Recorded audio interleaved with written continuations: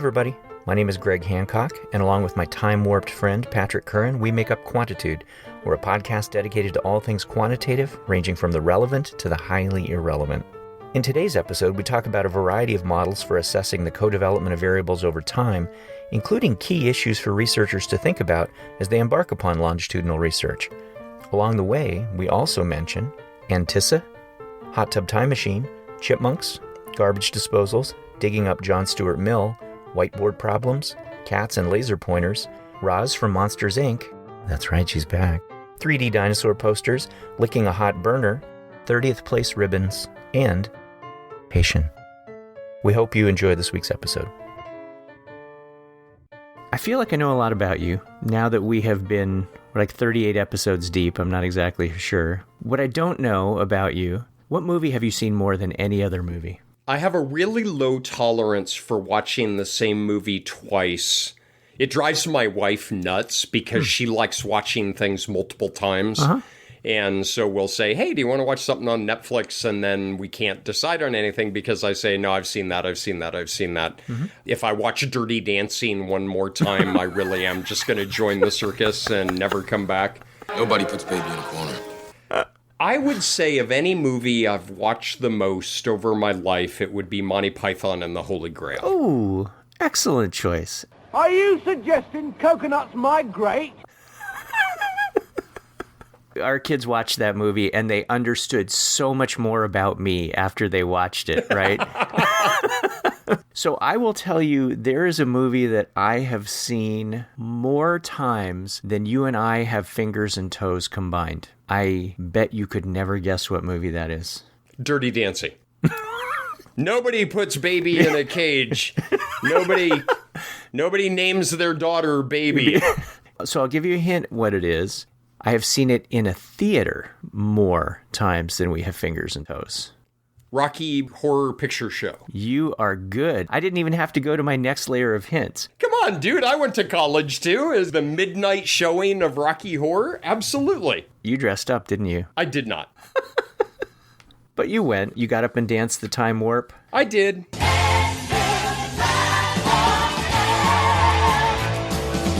Good for you. There's a few years ago, I thought this was the best on Twitter. Some guy posted a tweet under the name of Frankfurter that said, I see you shiver with antici, and just left it at that. And then 5 years later to the day, the only other post was pation. I see you shiver with anticipation.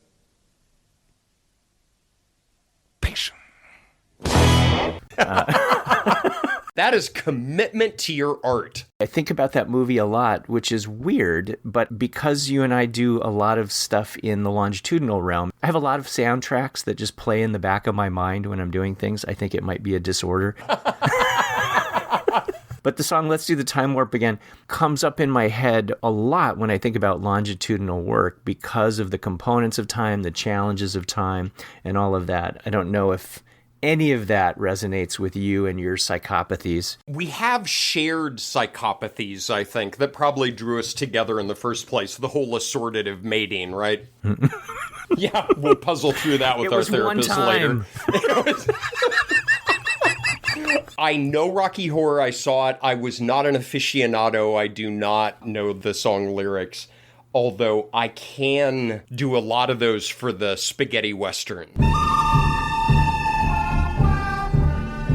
Fistful of dollars for a few dollars more, the good, bad, and the ugly. That's my variant of Rocky Horror. Now, admittedly, there's very little drag and there's very little spontaneous singing in the good, the bad, and the ugly. Not enough, in my opinion. It's just a jump to the left. I don't think it's nice you laughing. You see, my mule don't like people laughing. It's the crazy idea you're laughing at him. Yeah. But the passage of time I find fascinating.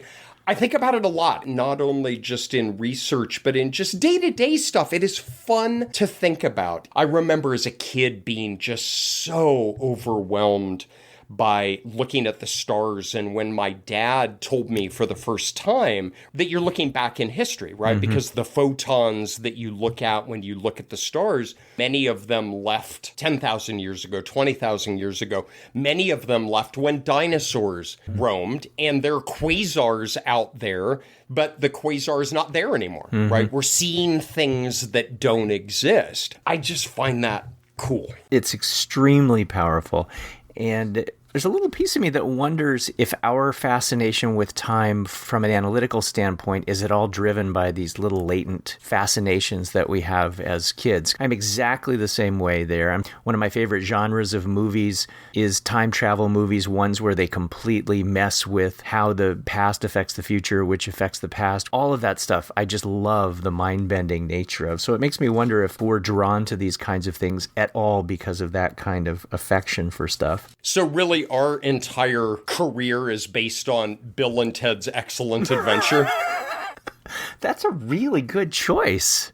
No way. Yes way. Excellent. We have committed this season to not agree with each other so much, and I will take my first exception is Sure. I don't like the time travel movies. What? Because I watch too many war movies where there would be a spray of machine gun fire and my dad would say, oh, they would have hit somebody with that. Or, did you ever notice they never reload their guns? It's like a magic gun that never runs out of bullets. My dad was like the quintessential realist on that. And I picked up from him going around the earth really fast to turn back time so you can get two whales and bring it forward. That I never got. Admiral, there be whales here. What my time travel more is sitting on the edge of the Grand Canyon and saying, this has been here for however million years. To me, that's that looking back in time, not a DeLorean or a phone booth. What about a hot tub time machine? Totally. Oh my God. That is one of my favorite movies. Okay, I stand corrected. The hot tub time machine. Do I really gotta be that asshole that says we got in this thing and went back in time? It must be some kind of hot tub time machine. All right, so we're back to agreeing again. Well, last week, and this all ties together just beautifully. Does it? Because I'm not seeing it. Well, last week we outsourced our job to 8 people. And the last couple of people, especially the last one, Johnny Felt, talked a bit about longitudinal models. And as you pointed out, it seems kind of funny that we did a whole season of a podcast and didn't really address longitudinal models in any way. And so this talk about time, this talk about things happening in the past, still being around in the future, all of that really seems to be a reasonable thing for us to just hunker down and talk about. I do find it fascinating to think about how do you map numbers in some principled way to understand these influences and these effects. In my read of things, there is just a nonstop interest in trying to understand how variables relate over time. I mean, if I had to categorize the questions that came to me from colleagues around campus and well beyond campus, that would be a theme for the vast majority of them, that people just want to understand how things usually from year to year relate to each other, affect each other, whether in a panel sense or whether in an actor-partner interdependence model kind of sense. They really want to know about things that they loosely use words around like persistence and stability, and they don't quite know exactly what they mean by those things, but that is far and away the theme that guides the majority of things that wander into my office. I completely agree. I think this is the foundation of everything we do. And I might say that people aren't spectacularly good at it. There's a mismatch between what they think their research question is, what the processes they think they're interested in, and then ultimately the way that they think they should be analyzing their data. And it is our fault as a field of quantitative methodology, because if you take 6 papers that definitively offer guidance in how one should analyze longitudinal data, you can get 6 diametrically opposed recommendations. There is no general consensus, I think, at the highest level of methodology. I think this is on us. It goes all the way back, Cronbach and Furby, where the punchline is never use raw change score. There are all these problems. Everything is addressed by residuals. And then John Willett, who I think is one of the titans in the field, he has an equally unambiguous statement that he doesn't know what a residualized change score is. He doesn't understand what it represents. He doesn't understand how it captures, and it should never be used. And so you have two of the titans in the field saying never use raw change, always use residual, and the other guy says never use residual, always use raw. And then what's really interesting is we're off to the races in the last 20 years with all of these different kind of panel model, growth model, change score models. Every one of them is either raw score change based or residualized change based. The vitriol with which people seem to lock into their positions, for me, you know, with all due respect, isn't really necessary, right? I'm not an all or nothing kind of person. For me, I'm on a spectrum. For me, yes, you are. Yeah. For me, that, you know, there's this sort of continuum of models that we can think about, and folks just have to try to really clarify what they're interested in to start.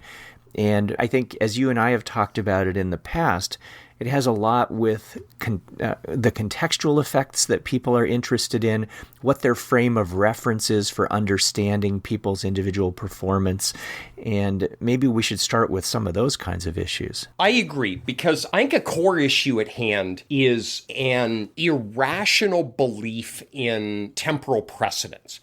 That if you have something that precedes something else, then that's a cause of it. So we'll go out back, dig up John Stuart Mill. Did you know he's buried in my backyard? A lot of people don't know that. Really? So we're going to dig up John Stuart Mill. 3 core conditions for inferring causality is the cause has to precede the effect, the cause has to be demonstrably related to the effect, and then the third one is why our job is so much fun, is there are no plausible alternatives. But I think so much of our field is, well, I measured anxiety at time 1 and alcohol use at time 2, so clearly there's temporal precedence and I'm going to infer some causal relation on that. Yeah. And I think what we find after about 3 minutes of thinking about that is that's the bare minimum condition that we have to bring to bear, is having some temporal precedence. My opinion is, yes, we need temporal precedence.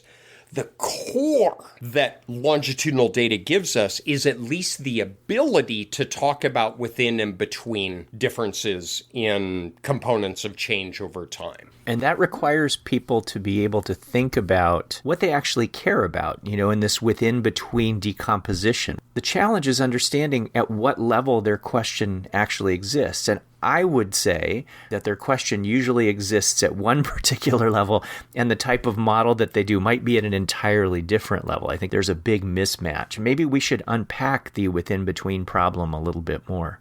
I think it radiates throughout everything that we do because it arises in longitudinal data, but of course, more classically, it manifests in grouped data as well. The notion of context and defining an individual score with respect to some other unit. Let me introduce, if I may, the advanced mathematical statistical concept that we have to navigate is fora.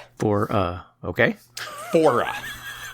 That is huge for a chipmunk, right?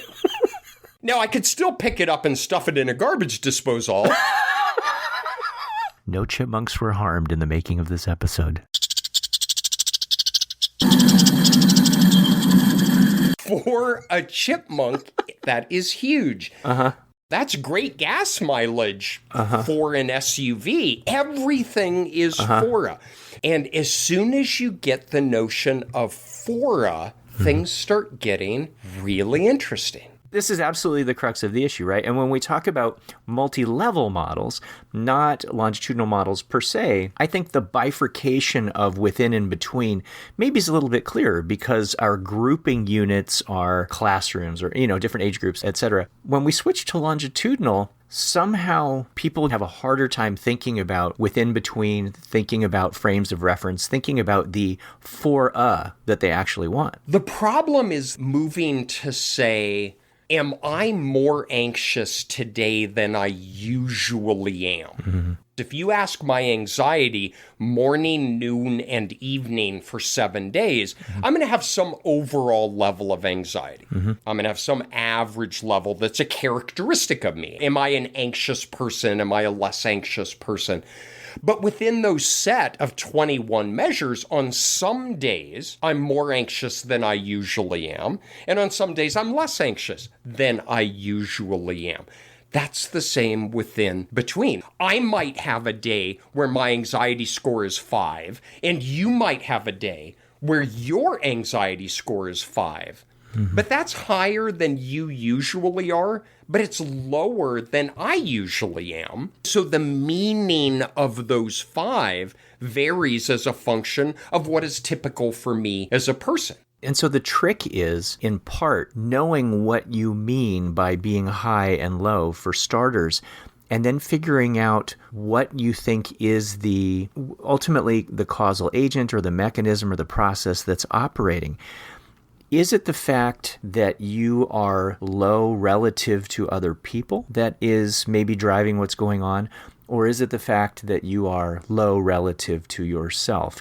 And I think this is where people get a little bit confused in terms of the models they choose, what they represent, because it would seem to me that most often the kinds of models that people articulate about change and about the interrelations of variables across time, most of the ways that people think seem to be using people as their own frame of reference, as the driving force. And yet the models that they choose really might be looking at the other, right? Might be looking at a frame of reference of individuals relative to some larger group. And disentangling that is the conversation that comes up very, very often with people. And I think in part that's the fault of theory. Mm-hmm. Most of our theories fundamentally suck. The reason is our theories don't offer guidance to the level of specificity that our models demand. Mm-hmm. We have a theory that says if you're elevated in anxiety, you tend to drink more because there's a self-medication component where you feel bad, you ingest ethanol, and it reduces those bad feelings. So earlier anxiety leads to later alcohol use. Well, at what level? Mm-hmm. Do more anxious people tend to drink more? Or if you're more anxious than you usually are, do you drink more than you usually do? Mm-hmm. Well, those are two fundamentally different components of stability and change over time, but our theory doesn't guide us in that. I feel like there's an opportunity with these increasingly sophisticated statistical models to take a step back and to say, well, what do I mean when I say earlier anxiety predicts later depression? Mm-hmm. What is the nature of that change? These are often complementary. You don't have to pick one or the other. Mm-hmm. I mean, I think you can articulate a between-person component and you can articulate a within-person. Because the real tricky thing is they can sometimes work in opposite directions. Imagine you have a between-person hypothesis about the relation between anxiety and substance use. Mm-hmm. On average, people who are more anxious tend to drink more, all right, in adolescence, let's say, and there's the self-medication. But what you could find is for a given adolescent, if they're elevated in anxiety at a particular time point, they're actually less likely to drink. And the hypothesized effect is if you're elevated in anxiety, you're less likely to go out and put yourself in a peer group setting. Mm-hmm. And in adolescence, that's the primary source of availability for drugs and alcohol. And so you get a reversed effect. Mm-hmm. On average, an anxious person tends to drink more, but on a day that you're more anxious, you actually tend to drink less because you're not putting yourself in a substance-using environment. And that thinking that you just did is more thinking than a lot of the people do who come into my office, because they haven't really thought about what it means to be high on something or low on something and what the driving mechanism really is. And I think we need to give a lot more sensitivity to that. You have used the nice phrase before that this is a whiteboard problem, that if you imagine the board in your office, do you remember when you had an office and you had a whiteboard in your office and, the good old days. But if you had a number of variables over time, 5 variables over time, 2 different variables, in your cases you described depression and alcohol consumption, and you laid those 2 variables out across 5 time points, and you picked up the wrong marker, right? You used the permanent marker, put it on your whiteboard. It's not going anywhere, which people have a habit of doing in the classrooms that I am assigned to teach in. Those are hard-coded onto your board. And now you have to figure out what is the model that's going to go around it. And what most people will do when they come into my office, if you put a pair of variables trailing from left to right over time, what most people will do will just do some crisscrossy arrows and say, that's what I want to do. And they haven't fully thought out for themselves what it means to be high on depression, what it means to be low on alcohol consumption. It's always back to the for a. High for a what? Low for a what? The whiteboard problem is fundamental to everything we do, not just longitudinal. We all have the same M by P data matrix, and all of these models, some that are compared and contrasted in more good-natured ways, and some you use the word vitriolic, and I think that's absolutely the case. I really am becoming exhausted by the entire discussion. I don't see it helpful. Picture in your mind's eye 5 rectangles across the whiteboard, horizontally in a row, that represent 5 repeated measures of anxiety. And below that are a parallel line of 5 rectangles that represent substance use. And that's our N by P data matrix. Every model that's out there simply allows each of us to walk up and draw different single-headed arrows, different double-headed arrows, and different circles that relate these variables to one another. I don't like yours, so I erase it and I draw another one. Person X doesn't like mine, and they erase it and draw another one. They're all just different representations of the data space, of a multidimensional system that we're trying to impose some kind of simplification on. And I'm getting increasingly frustrated with the emperor has no clothes. This model is doing this and not that, and this is doing the other, and you should never use this. You should always use this. They're just freaking arrows and circles. Maybe we could progress through some of the models and think about what kinds of things those models are doing to help people figure out what zone maybe they're in. And I don't like to say what model is the one they should be using and what models they shouldn't be using, but what kinds of thought processes should be going on as they get up to the board and maybe draw different systems. I agree. A model is not good or bad in its own right. There are not incorrect models or correct models.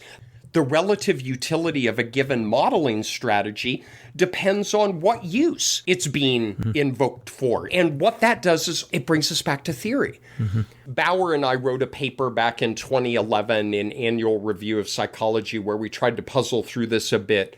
We argue in that paper that most theories at their core, whether it be implicit or explicit, denote within-person effects. That if you use this curriculum, a child will improve their reading ability more than they would have without the curriculum. If an individual is more depressed, they will drink to self-medicate that feeling of depression. Almost all theories are written at the individual level. Yet almost all of our traditional methods are either at the between level, if you do something cross-sectionally, or they are in a panel kind of framework where they aggregate the between and within into some confounded mix. And you know how I think about it sometimes, Greg, is go back to the anxiety substance use example. Let's say on Monday afternoon, you have an anxiety score of 5 and I have an anxiety score of 5. And let's say we both have an alcohol score of 3. You and I are identical, right? But that numerical value is actually a Trojan horse. that contains in that 5 and in that 3 additional information. It has information about the within part, and it has information about the between part. If we only have a single assessment of that, those are inextricably confounded. But if we take 21 assessments, you and I each have a 5 and you and I each have a 3, we now have the ability to separate that 5 into say, ooh, Greg had a 5 when his overall average is a 3. Mm-hmm. Patrick had a 5 where his overall average was a 7. We can now open that Trojan horse up and disaggregate those in that way. And for us, we're specifically in a longitudinal context, so we have the ability to unsmush these things. I think that was Lisa Hoffman's word, that the within and between get smushed together, which is exactly what happens. And so in the longitudinal context, we do have the ability to start pulling these things apart. One of the questions that we'll likely unpack as we go along is, it's not just relative to yourself, but it's also relative to yourself when we're talking about relative to yourself, or at least it can be that. I would say at the lower end of the food chain are the models I wished I had bought stock in back in whatever, in 73 or whenever it might have been, the auto-regressive cross-leg panel models. And as I said, those are the ones that people will draw on my board almost every time they come in and say, this is what I care about. And when they say, this is what I care about, that's where the therapy begins in your conversation. What do you mean? Do you mean that Patrick has a high anxiety level, or do you mean that his anxiety level is high for Patrick? And there's that moment where you get the head sideways look as people are actually reconciling with what they think about it, and they will almost always come to the, well, I mean high for that person. It's like, okay, good. Well, then there's this model does not do that. And part of it comes from, I think, the fact that there's a covariance structure that we rely on very heavily. And this type of model just has that path analysis smell. And mean structures to models are so often swept under the carpet, in part because we teach path modeling in that way typically. The mean structure is typically not of interest. In this type of model, the mean structure is absolutely critical, and failing to take that into account just dooms you to the smushing. Imagine you just have a very simple time 1, time 2 assessment of the same construct. So let's say you have anxiety. Picture in your mind's eye a path model where you have time 1 as a rectangle and then a single-headed arrow to time 2. Mm-hmm. All right, so that's the cornerstone of the auto-regressive part of an auto-regressive cross-legged. Where the auto-regression is that you're regressing the later measure on the earlier measure. Mm-hmm. If you freely estimate that regression parameter and save out the residual, that's what's called residualized change. Mm-hmm. If you fix that regression coefficient to 1 and save out the residual, that's raw score change. Yes. Decades of throwing things at each other about raw versus residualized change distills down to a test of, is beta equal to 1 or is beta not equal to 1? Mm-hmm. I find that a fascinating starting point, because then it just trickles downstream. All right, so now we have time 1 to time 2 to time 3 to time 4. Mm-hmm. And then we have time 1 of anxiety predicting time 2 of substance use above and beyond time 1 of substance use, and your eyes start to glaze over and you say, well, wait a minute, my theory says there's individual variability in trajectories of anxiety, there's individual variability in trajectories of substance use, and I'm interested to see how those two constructs travel together through time. This doesn't seem to be getting after that. Yeah, this whole line of conversation started even back in the analysis of covariance era. Oh, yeah. And in the autoregressive cross-leg panel model, we are allowing, typically, those relations to be estimated from one time to the next. And it's an opportunity for a lot of fascinating questions to be addressed as long as you get the for a part of it right. There's been decades of work written on this earlier on of David Kenny and David Ragosa and John Willett. We're just skimming on a ski-doo across the surface of a very deep lake some wonderful work out there that we would highly recommend. So Ellen Hamacher has been a leader in this field. She has a wonderful paper in Psych Methods from half a dozen years ago that really drill down into some of these issues that are very nicely presented and thoughtful. There's some interesting stuff recently in the journal Organizational Research Methods. Yes. And it's led by Michael Zeifer and has a number of people on that as co-authors as well that tackles these issues. There's a nice paper in structural equation modeling from just a year or two ago by Usami that is looking at a broader framework for this. And so there's a lot of really good work out there that we would recommend examining. So we're just touching on these as we go by. But part of it is, Greg, I can give a very brief coming of age story myself, is way back in the day, I learned the auto-regressive cross-lag, and that was it, man. I was done. I had John Stuart Mill was happy. I had temporal precedence.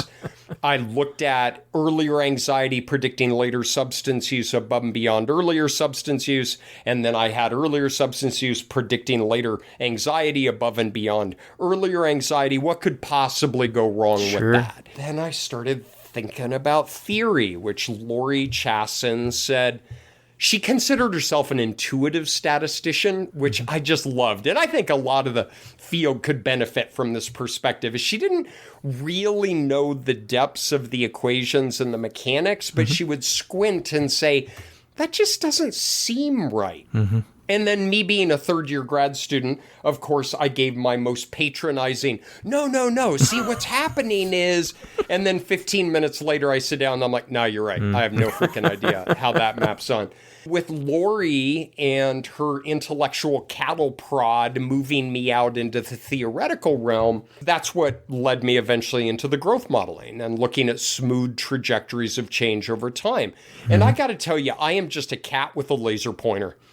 That my entire life is the first laser pointer was the auto-regressive, and all of a sudden Lori moved it over in the corner and I shot over there, and it was all about trajectories, all about growth modeling. I was at a conference. I had the opportunity to kind of shoot the bull with Jack McArdle, who was one of my heroes in the field. And he made a throwaway comment that said, if it doesn't have a sub-T on it, if it's not subscripted by time, I'm not interested. And so learning what I did by being a third-year grad student patronizing Lori is I thought, well, as a first-year assistant professor, I'll go ahead and patronize Jack McArdle. And I was like, no, it's all about the growth trajectories. It's traveling together through time and all of this. And he smiled and just walked away.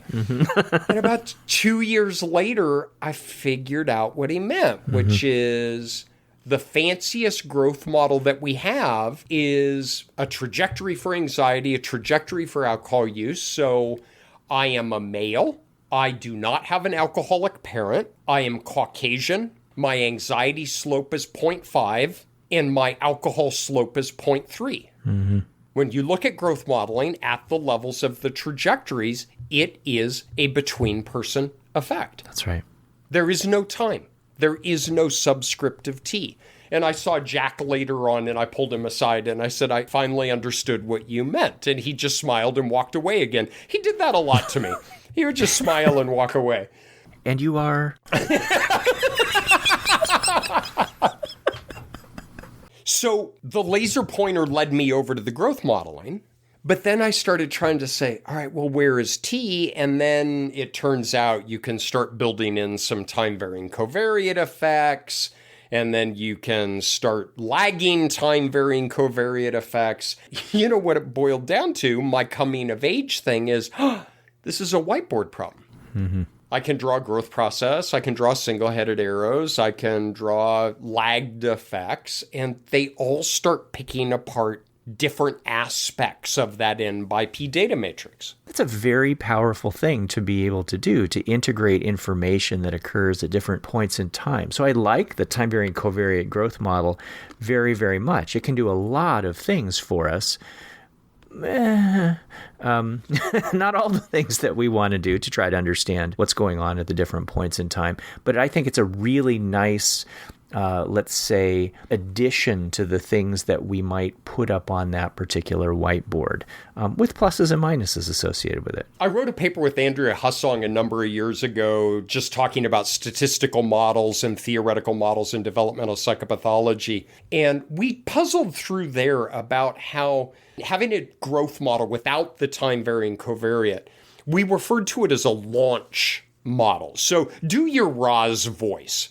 All right, we need Roz from Monster Inc. Sure. So go ahead and give me Roz as a ticket counter. So I assume you'll be needing a senior ticket. There we go.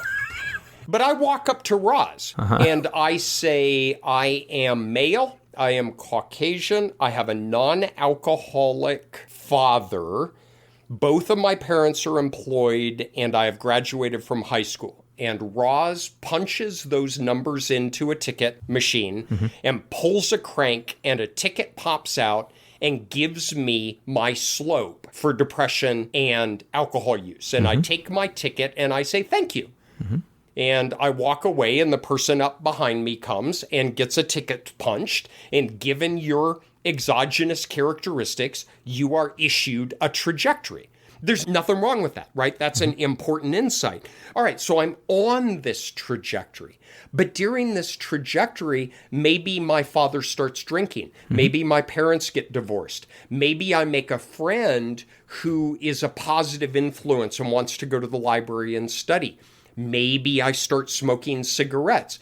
It's this push and pull model that as you go down that trajectory, you're getting poked and prodded and pulled and pushed by good things and bad things and neutral things. And those are the time-varying covariates. Yeah. Those are Jack's time-linked influences that I think are fundamental to not just saying, well, earlier anxiety predicts later substance use, and earlier substance use predicts later anxiety. What do you mean by that? I like that very much, and it's a very realistic scenario that people need to take into account. And I refer to it as little shocks to the system that occur, but the contextual elements around whatever that process is are things that are changing, and so the ability to introduce those, I think, is an extremely powerful thing.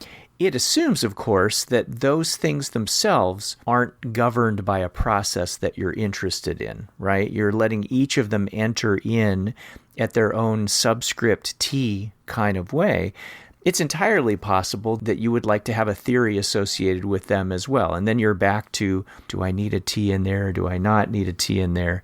And then the whiteboard just expands from that. Time-varying covariate model, you have unidirectional effects where you don't have a growth process for the time-varying covariate itself, but you can then erase some lines and draw a different set of lines. And so now you have a growth process for the time-varying covariate. But if you do just a bivariate growth model, well, now you've lost the temporal precedence. Yep. We as a field are fundamentally selfish. I don't want to have just a time lag or not have a time lag. So then you start getting into some of these hybrid models that different people have hypothesized over the years and trying to build in an auto-regressive structure with the growth process. And my fingerprints have been on a couple of those, and other people have done that as well. And those have met with varying degrees of success. Some work better than others. But again, it's not like there's a right or wrong model. It depends on the characteristics of the data, the nature of the hypotheses that we're trying to evaluate, that different frameworks allow for different insights into the nature of how these repeated measures unfold over time. And that moves you then into some of these hybrid models. And I think that's where we are right now. Can we draw a model that gives us both some insight into the between-person characteristics? So I'm still interested in Roz's ticket. I want to know that if you're of these set of characteristics, what is your developmental trajectory of substance use through adolescence? Are you starting higher, accelerating more rapidly, move into problem use earlier than other kids do? I want that. But at the same time, I want to know on Monday afternoon, if you are more anxious than you usually are you going to drink Monday night more than you usually would? And so then we want to move to some hybrid model that allows us some degree of insight into that. Yeah, and I have to say, at the risk of saying something nice about you, I am actually a huge fan of the growth curve models with the structuring of residuals. Honestly, I think there's so much potential in structuring the residuals to capture these complementary processes that go on.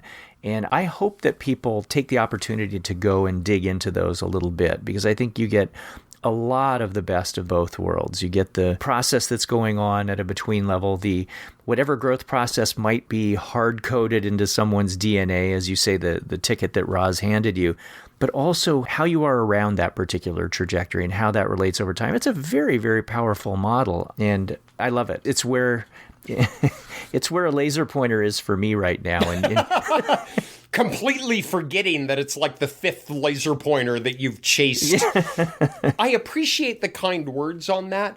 To me, I look at that structure and it's just another set of single-headed arrows. Sure.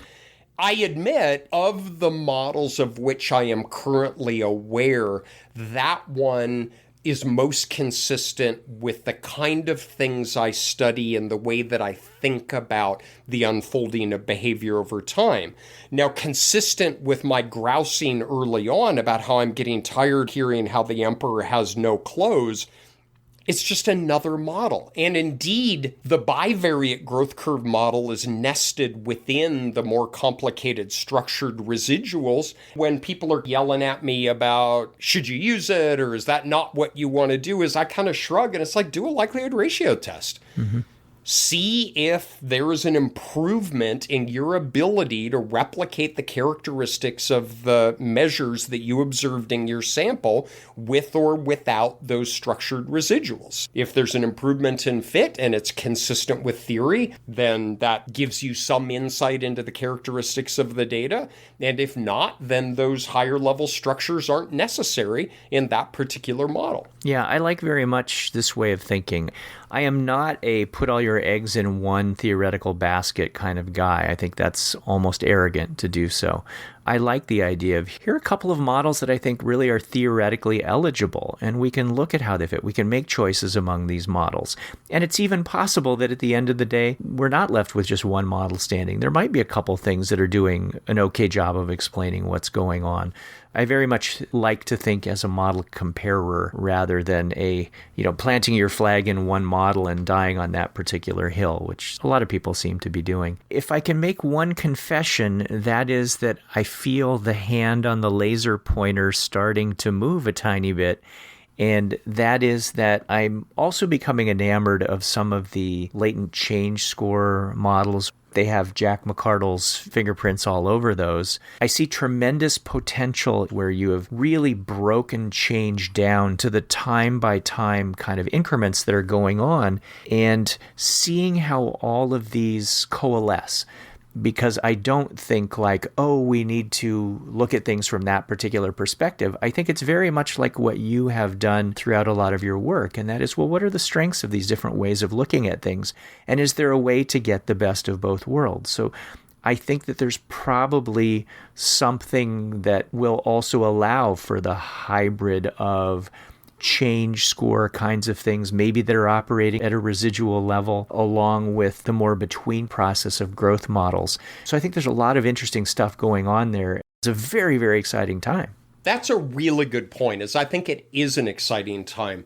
I, too, am fascinated by the latent change score models. I've never written on that, and I've never used it myself, although I've delved quite deeply just in trying to understand it myself. Because it's a steep hill to climb, right? It really is. Yeah, it is.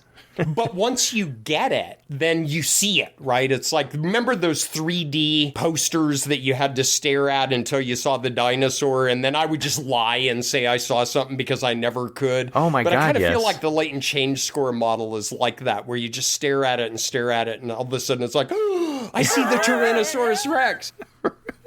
Jack had early development on that. Emilio Ferrer, Kevin Grimm has written some really nicely accessible papers on that. What I love about the latent change score is twofold. One is it's based on these same rectangles that are written in Sharpie on the board. Yep. You erase the TVC, you erase the bidirectional growth, you erase the alt model or the latent curve model with structured residuals.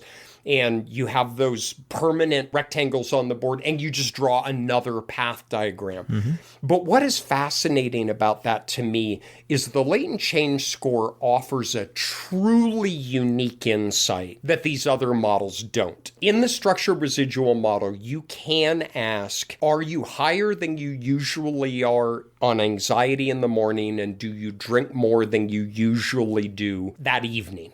All right, so that relative standing. The latent change score model is fascinating, and it gets into what Jack has long advocated for, which are dynamics. What the question is, among many, I mean, there's a lot you can do with the latent change score model, but the most complex version of that is, does your change in anxiety between morning and afternoon relate to your change in alcohol use between evening and next morning, or whatever it might be? It's that fundamental theoretical concept in developmental psychology, which is earlier change relates to later change.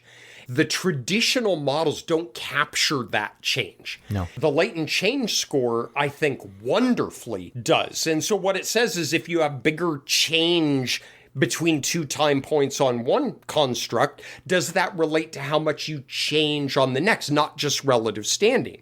Now, one thing that is a God-given in all of modeling is you got to pay the reaper. There are things that you have to give up in terms of, well, what does that underlying growth factor represent now? And what does it mean if I predict that underlying growth? Because it's not what it used to be. And it's also a wonderful way of modeling complex nonlinearities. Yeah. And Kevin has a really nice paper on that. But maybe that's not what I want to do. Yeah. You got to pay Roz somehow. You gotta understand what you're doing here. I'm watching you, Wazowski. Always watching. She's nuts. So I'm glad you brought that up, because that is another diagram that you can draw on the board that gives you access to some aspects of those relations at the expense of other insights. Right. So probably all of this conversation distills down to just some key things for people to be thinking about. And maybe we could just give some parting kernels of wisdom around this space. What do you think? How about just parting kernels? I don't like the expectation that there's some utility to it. Yeah, well, it's wisdom for you. Okay. Thank you very much, everybody. Okay, so you start, old wise one. So my initial kernel of wisdom is the one that pervades everything, and it might be tiresome to say, but you shouldn't come in there and expect the models to sort out the bodies for you. You have to come in with an idea of what the heck you're doing, right? I get a lot of people in my office who really just want to throw all the spaghetti at the wall and see what is still on there. And I hate that approach. I say, no. You have to go through and decide what are the processes that you hypothesize that are operating. What is theory? What are the mechanisms here that you care about and don't care about? So one of the first issues for me in just about any conversation we could have is, what is your theoretical framework? What does it allow for? What does it not allow for? You really need to use that to narrow the space here to identify what it is you care about. And I think Karl Popper referred to that as dance with who brung ya. Was that Popper? Yeah, I think that was Popper in his strong falsification and the letters between Thomas Kuhn and Popper. They talked a lot about dance with who brung ya. There's a reason why we're doing this research. We have a question. We have a hypothesized process. We are interested in what are factors that are associated with children learning mathematics.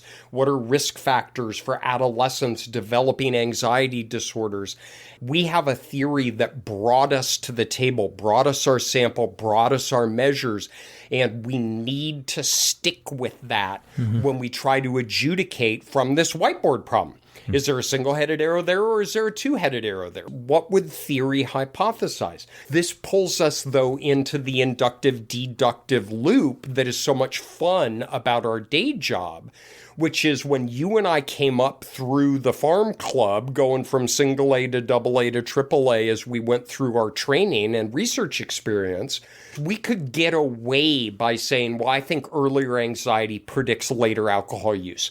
I could get away with that. I could write that in a paper and people would not give me static. But now, when we think about the statistical models that we have available to us, that's no longer acceptable. And we can use that circularity in saying, all right, I have this way of looking at a direct effect, an indirect effect, a residual effect, a latent change effect.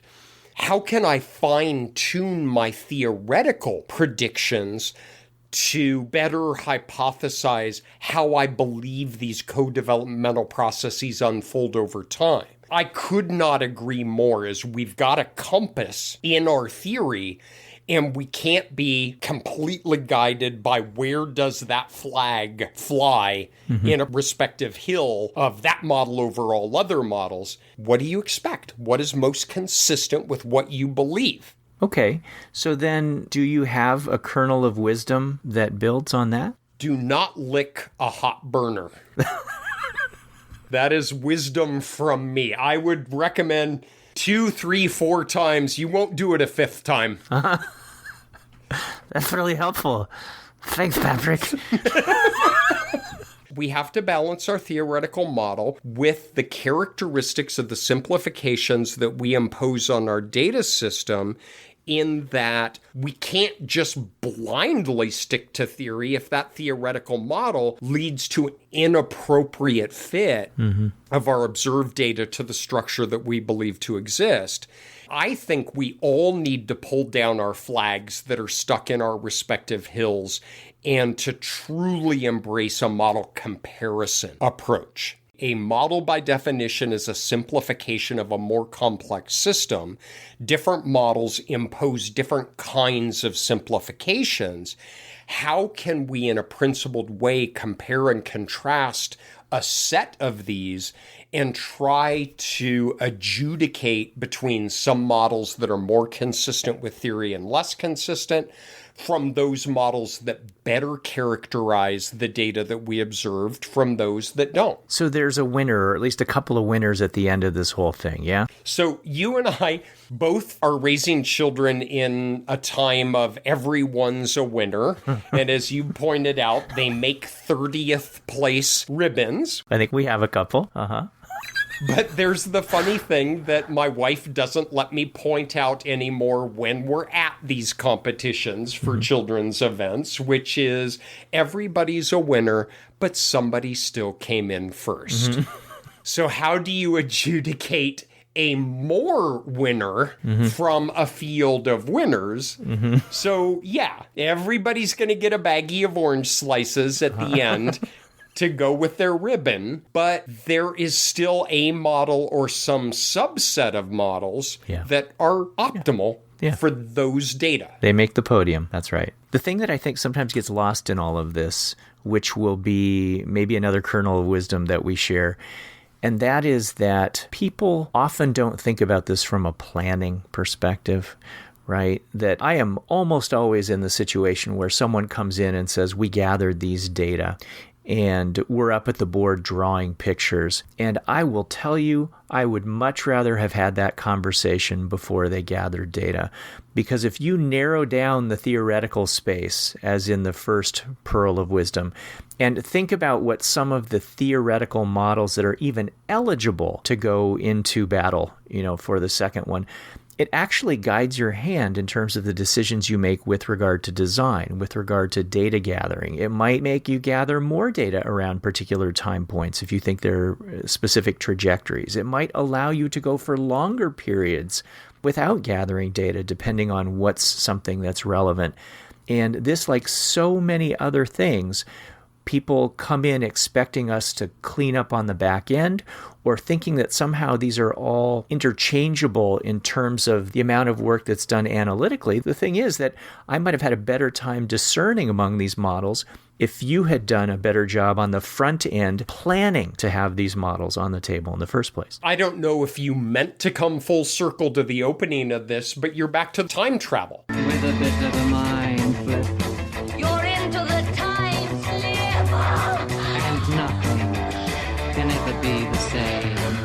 I feel like one of the biggest advantages of learning advanced quantitative methodology and statistical analysis is so that you know what to expect in the future. And so if you look at this whiteboard problem of an autoregressive cross-lag versus a bivariate growth versus a time-varying covariate versus an alt model versus an SR model versus a latent change score model, and you lay all of these out before you gather your data and you think about the measures and the sampling and the time and the density, right? That's a big thing we don't think a lot about, or the density of the measures. And I think a fascinating area of research right now is that interstitial region between the classic panel design where there are 5 repeated assessments and the classic time series, where you have 500 repeated assessments, is as we move more and more into the intensive longitudinal designs,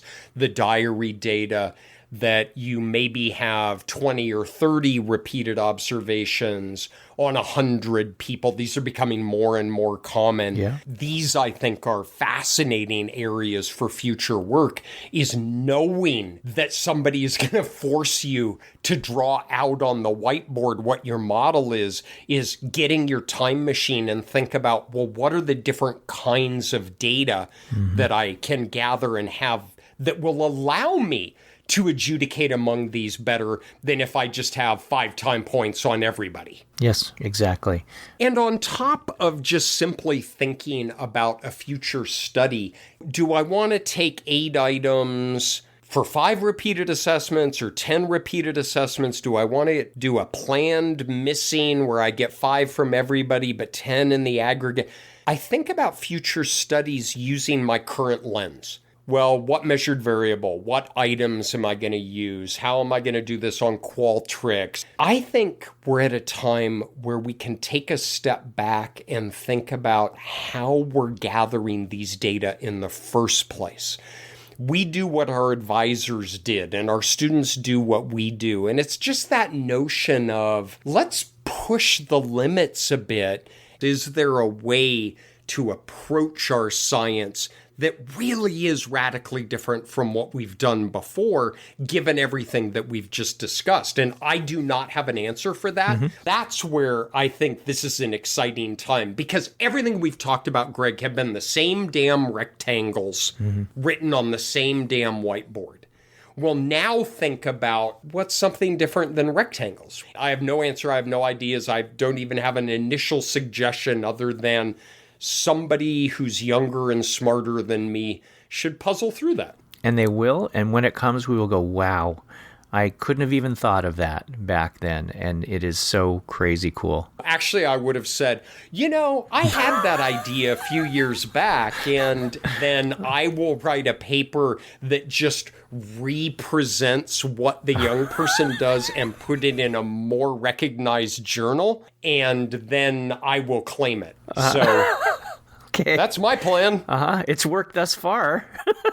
I have subcontracted out my entire life. Nicely played. All right, well, I would like to think that this was, for us, maybe a first foray into longitudinal things, and that there are some more opportunities for us to talk about this, maybe unpack some growth models specifically or some other things.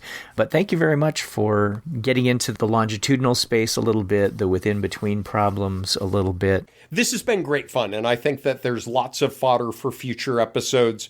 With any luck, this has been a mildly amusing discussion for us, and maybe we should just go out on that. All right. Well, thanks very much, Patrick. Thanks, everybody, for being with us. Take care, everybody. Bye-bye. Hey, Q-Potters. Welcome back. Don't forget to tell your friends to check us out on Apple Podcasts, Spotify, or wherever fine podcasts are sold. You can also follow us on Twitter, where our handle is @QuantitudePod, and visit our website, quantitudepod.org, where you can leave us a text or voice message. And don't forget, there's actual Quantitude merchandise on redbubble.com, where 100% of the proceeds go to donorschoose.org to help students in low-income schools get remote access during these challenging times. You have been listening to Quantitude, organized with the same level of forethought recently displayed by colleges and universities that are opening dorms and offering in-person instruction. Today's episode is brought to you by Cove Shield, a new R package that somehow protects you against COVID? By Zoom Backgrounds, allowing you to live in that 18th century farmhouse on the coast of Maine that you've always dreamed of. And by Equation Editor, providing you a way to occlude the fact that you don't really understand something yourself by making others think they don't understand it either. This is most definitely not NPR.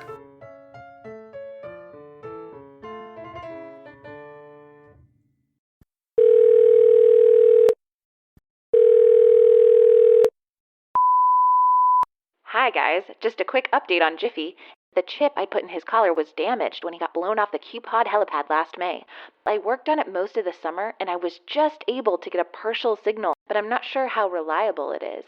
I got some residual signature echoes from the Atlantic Ocean, from Brazil, Madagascar. I also tried to activate his homing pulse remotely, which would automatically record sound clips and transmit them home. I'll let you know if we pick up anything. Season 2 wouldn't be the same without him. Take care. Oh, and FYI, the chip I put in Patrick's neck at last year's Q-Pod holiday party, still working great. Thanks, guys.